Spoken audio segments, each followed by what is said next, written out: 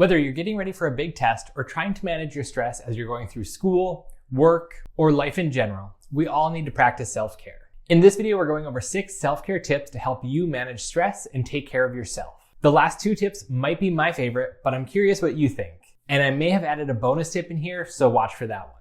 But first, my name is Keegan. I have a master's degree in counseling and I'm a licensed professional clinical counselor. I make videos like this to help you better understand various concepts in the world of psychology, counseling, and mental health. Keep in mind that engaging with this channel does not constitute a therapist-client relationship. This content is for educational and entertainment purposes. This does not substitute or replace professional mental health care. What exactly is self-care?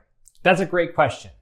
According to the National Institute of Mental Health, they say self-care means taking the time to do things that help you live well and improve both your physical health and mental health. Let's get started looking at 6 different ways to practice self-care. The first tip is to get some physical activity. Getting our body moving, no matter how we do it, tends to be helpful for both our physical and mental health. This doesn't mean that we have to be out there running marathons. In fact, I often tell my therapy clients, 1 is better than 0, meaning that 1 minute of physical activity or 1 minute of whatever we're working toward is better than 0 minutes of it. So if you're into running, go for it.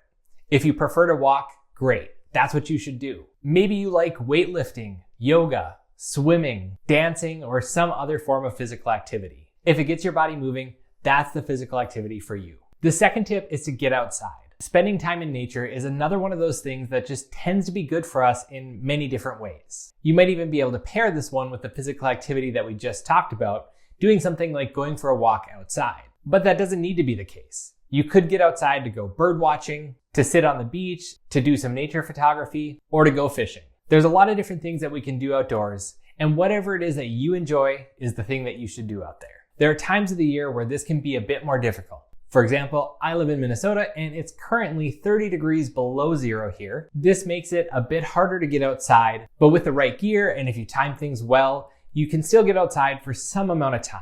That said, your time outdoors may need to be more limited and you probably have to take more care to go outside. Other places are going to have the opposite problem of here, where they're going to be battling with heat rather than the frigid cold of Minnesota. And the same things apply in these locations. It might still be possible to get outside for some amount of time with the right precautions to be able to enjoy the great outdoors. All that said, do your research and see how you can get outside in the weather that's available, and recognize that there are times where we just can't get outside safely, or when we're out there, we just won't enjoy it, and so it's maybe really not worth it, and we can find something else to do for self-care. The third tip for self-care is to make a plan. Let's be honest, when we're stressed, it can be hard to make the time to take care of ourselves. That's why during times of increased stress, it can be helpful to plan out our day. This can include making a list of the things that we need to get done, like laundry, paying a bill, or making a specific phone call. From there, we can actually block out chunks of time in our day to get these things done. In other words, we're making a schedule of our day that includes items from our to-do list, our general day-to-day activities, as well as hopefully scheduling in some time for self-care. This tip can help in multiple ways. First, by making the list, we're getting all the things that are swirling around in our head out and onto a piece of paper. Second, we're actually planning some time for self-care, which can make it more likely that we'll actually do it. And third, there can be a sense of relief that comes with being able to check things off our to-do list. Even if we don't complete our whole list in that day, we can take a look back at the day and be happy and satisfied with the things that we were able to get done that we maybe wouldn't have otherwise. Now, on to the 4th tip for self-care. Like physical activity and getting outdoors, connecting with others tends to be beneficial for us in many different ways. Like the other things we've talked about, connecting with other people can take many different forms. It can be things like taking a few minutes to go and chat with somebody at work, or planning an evening together with some friends. It might be having supper together with your family, or planning a movie night with your partner. Connecting with people can take other forms as well, like calling somebody you haven't talked to in a while, or taking a few minutes to write a note to someone that's been on your mind. As I've said, there can be so many different ways to be able to connect with the people around us. So have fun, be creative, and figure out different ways that you can connect with the people in your life in a way that's fun and satisfying for you and them. And here's where that bonus tip comes in.